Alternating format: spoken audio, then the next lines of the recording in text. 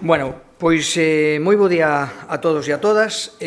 Un lunes máis, estamos, como xa se ten convertido, creo que nunha rutina moi importante nesta casa, dando conta dos acordos adoptados nunha xunta de goberno que, como suele ser habitual, pois é unha xunta de goberno foi densa, especialmente densa e, ademais, cuantiosa, neste caso, nos seus acordos, xa que tratamos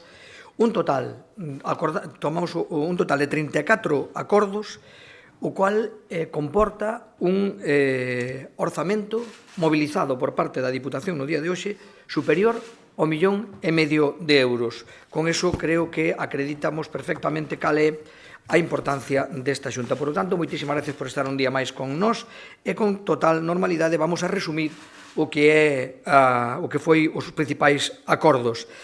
Intentamos que os acordos sexan os de sempre, un modelo de xestión basado na normalidade, basado na execución dos orzamentos, na execución das modificacións e na atención á cidadanía, que é o que buscamos fundamentalmente nesta institución. Quero resaltar, sin prexuicio de desmenuzar logo cada un dos asuntos tratados, quero resaltar fundamentalmente dous acordos que creo que son importantes, son distintos, pero son importantes e que reflexan unha serie de obxectivos estratégicos desta Diputación.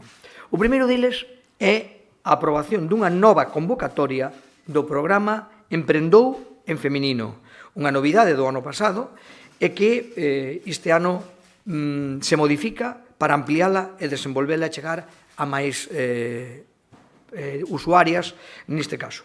Pero tamén un importante acordo en materia que xa témolo anunciado, pero que hoxe se materializou e se aprobou en materia de subvencións a clubes deportivos, que este ano prácticamente duplica e chega aos 550.000 euros. Isto é un dos puntos dos que, efectivamente, nos facemos un especial fincapé, atención ao deporte, en este caso ao deporte base, ao deporte federado, e máis alá do deporte máis profesional, pois esta é unha convocatoria moi importante, como logo direi.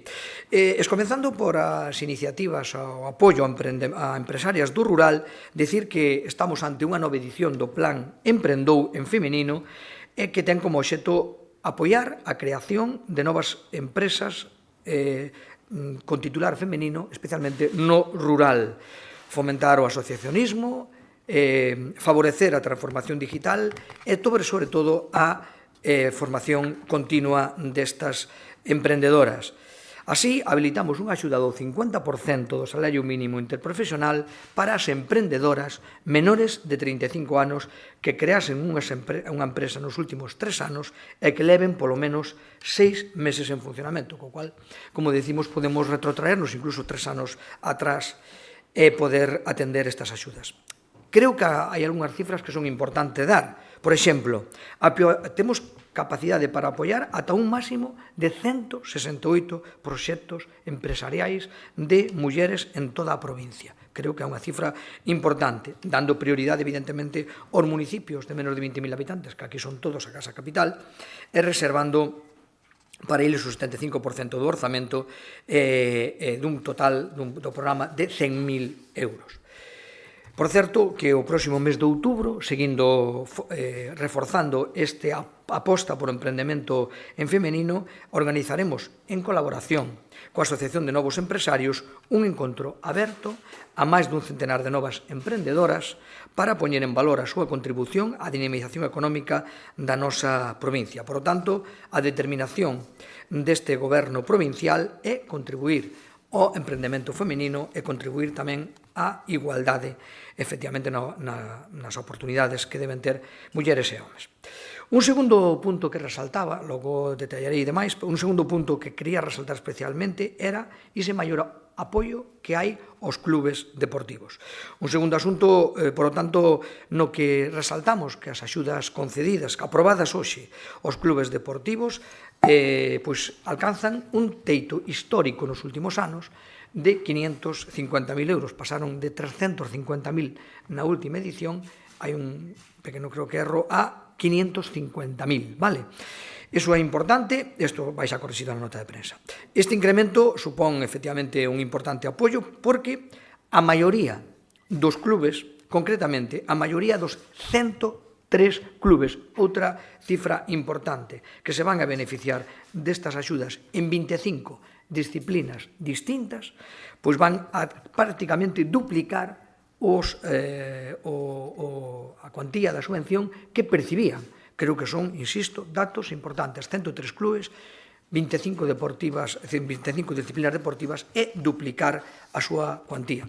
A modo de exemplo, quero resaltar, por exemplo, en algunhas disciplinas pois que non son tan mayoritarias, por exemplo, a gimnasia, o incremento é de 22.000 euros, ou no caso do atletismo, en onde se aumentan en 10.000 euros o apoio aos clubes, máis alá dos outros deportes.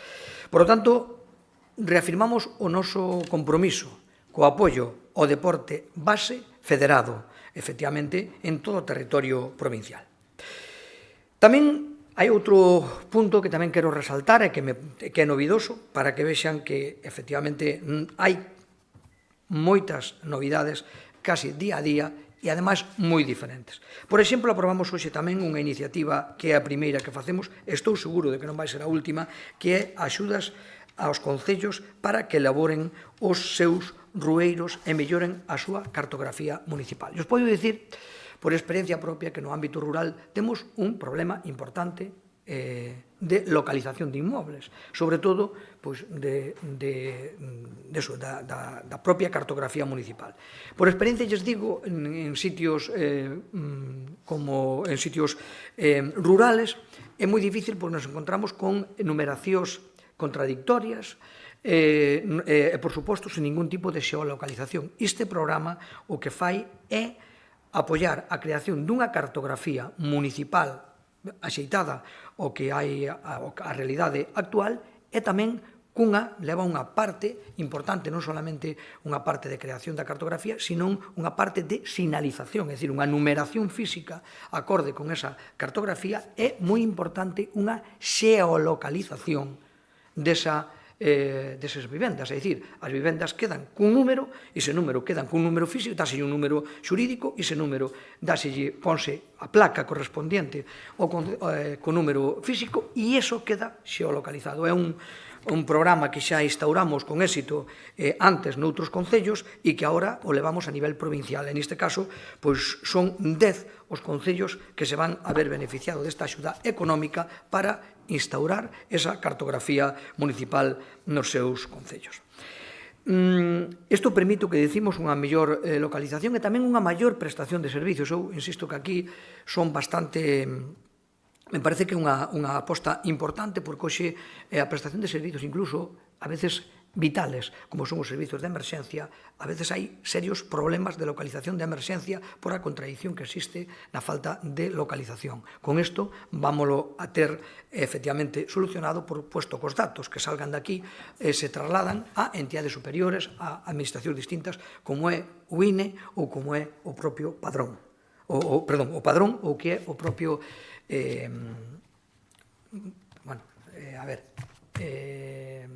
catastro, INE, catastro e demais, non? Que para que haxa unha correlación. Tamén se traslada a empresas importantes que teñen acceso a eles, como poden ser as empresas de luz, as empresas efectivamente de comunicación, as empresas que prestan outros servicios, telefonía, etc., que desa maneira, porque nos encontramos, xa digo, ahora mismo con moitísimos problemas aí. Bueno, no ámbito da cooperación cos concellos, como sempre, un dos asuntos máis destacados do día de hoxe é, neste caso, 465.000 euros que se destinan a mellorar os accesos a poboacións, a lugares de interés patrimonial, áreas de lecer, infraestructuras deportivas ou servicios públicos básicos. Neste caso, os concellos beneficiados son outros 10, os que se tramitou, neste caso, as súas subvencións: Monterrei, Porqueira, Sandiás, Cenlle, Cualedro, Maside, Padrenda, Quintela de Leirado, Ríos e Sarriaos.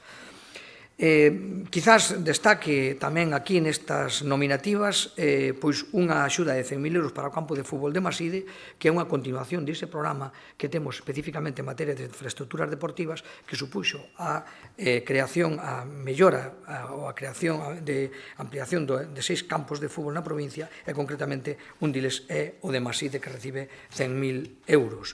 Tamén a cooperación con axudas ás mancomunidades, como é a da comarca de Ourense, a de Santa Águeda ou a mancomunidade turística dos municipios de Carballiño, Ribadavia ou Boraseleiros, que reciben 80.000 euros. No apartado de colaboración con entidades, con outras entidades, pois tamén achegamos unha cantidad importante, 220.000 euros, pois tamén, curiosamente, para chegar a 10 colectivos diferentes, para a realización de actividades ou ben para gastos de funcionamento. Así, serán beneficiarios o Consello Regulador de Valdeorras, a Asociación Veciñal das Laxas, Vagalume Valdeorras, Fundación Otero Pedrallo, Especial Olimpis, Cogami, Club Ourense de Atletismo, a Asociación de Concesionarios de Automóviles de Ourense ou a Escudería Taboadela. Efectivamente, todos os datos estarán na nota de prensa que se lles dará. E remato xa, simplemente que tamén, seguindo con cuestións de actualidade, neste caso aprobamos tamén a programación para o curso 25-26, tamén no seu caso, dos prezos a centros que dependen da Diputación, como son a Escola de Artes e Oficios, a Escola de Gaitas, o Obradoiro de Gaitas e Instrumentos Tradicionais e o Centro de Cultura Popular Xaquín Lourenzo. Apuntar tamén a modificación das tarifas para o servicio de actividades do Pazo dos Deportes Paco Paz, e tamén para os servicios ecobarcos, que outro día puxemos en funcionamento nas rutas fluviais.